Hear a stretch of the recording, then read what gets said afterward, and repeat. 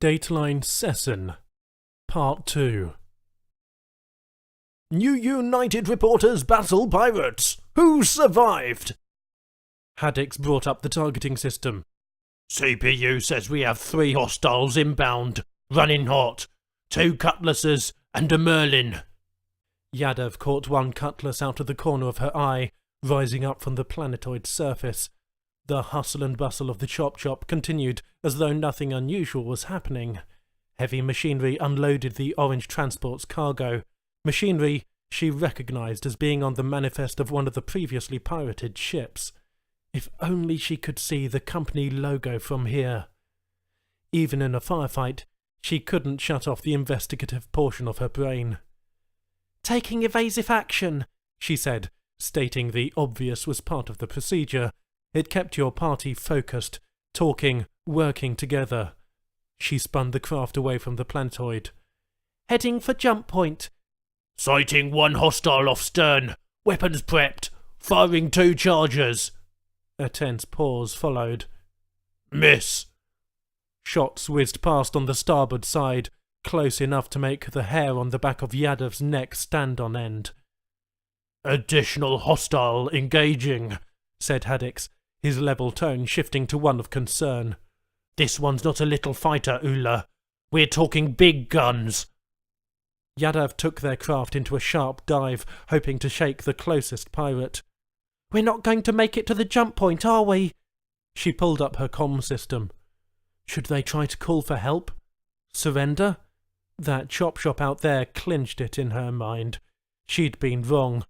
A multi-company conspiracy to commit fraud could not be cost-effective in these conditions, and she couldn't think of any pirate packs that were known for running this far out with that much manpower.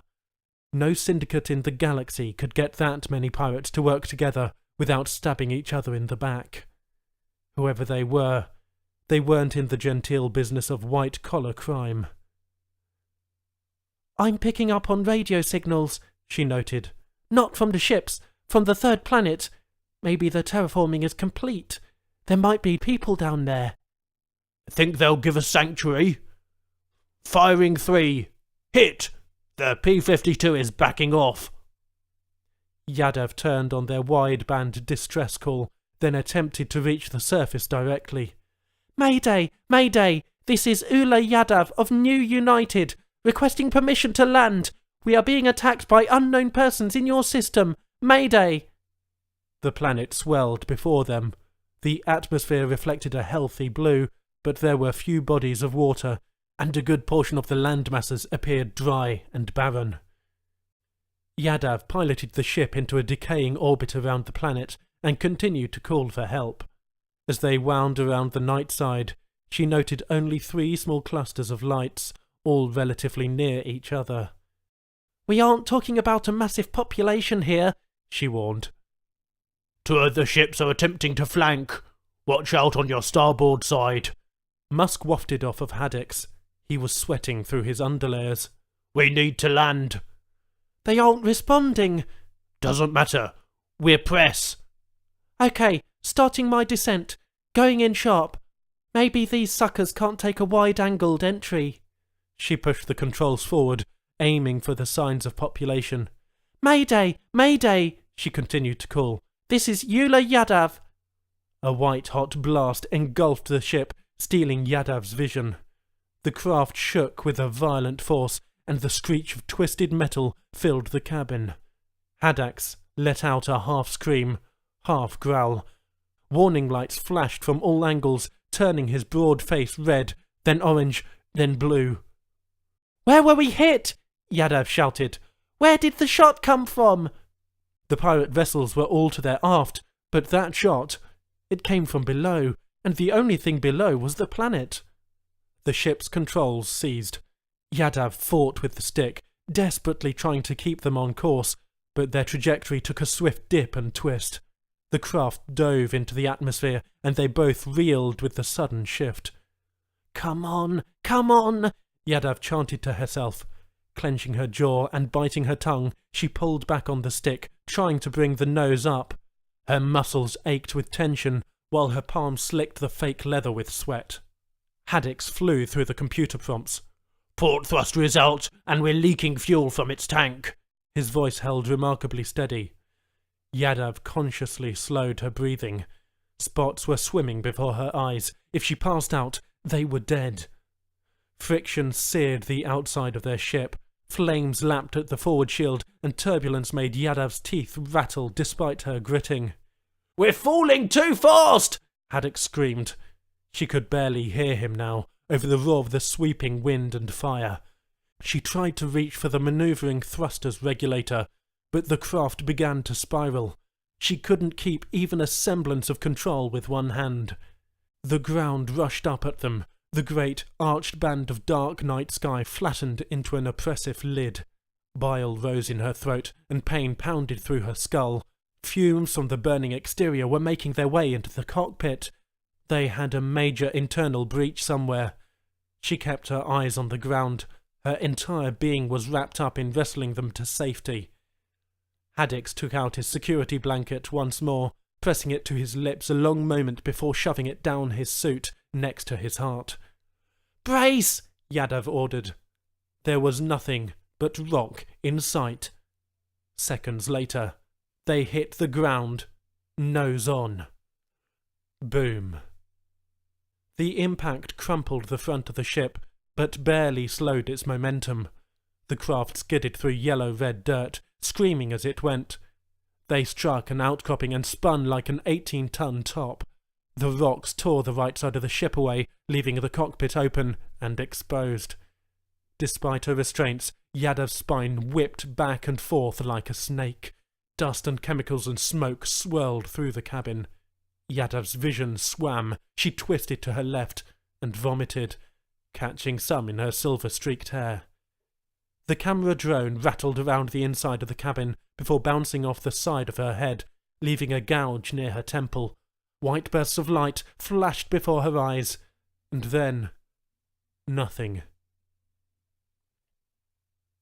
When she came to, she had no idea how long she'd been out, but everything had changed. All lay still inside the cabin. Above the sharp, acidic smell of scorched electronics hung the unsettling smell of burnt flesh.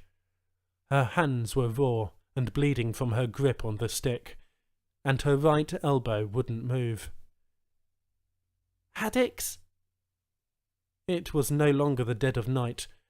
Early morning twilight transformed everything into silhouettes and shadows. Yadav's ears popped, and she realized sirens blared all around. Alternating red and white lights flashed in the distance. She strained to see out of the giant tear in her ship's side. Bulky black creatures formed a perimeter around the crash site, and giant insects scuttled to and fro over the cracked earth. At first, Yadav thought she was hallucinating, but as the sun rose, the scene clarified. The beasts were vehicles and ships of various shapes and sizes. The insects resolved into people. Beneath the screech of the sirens were voices.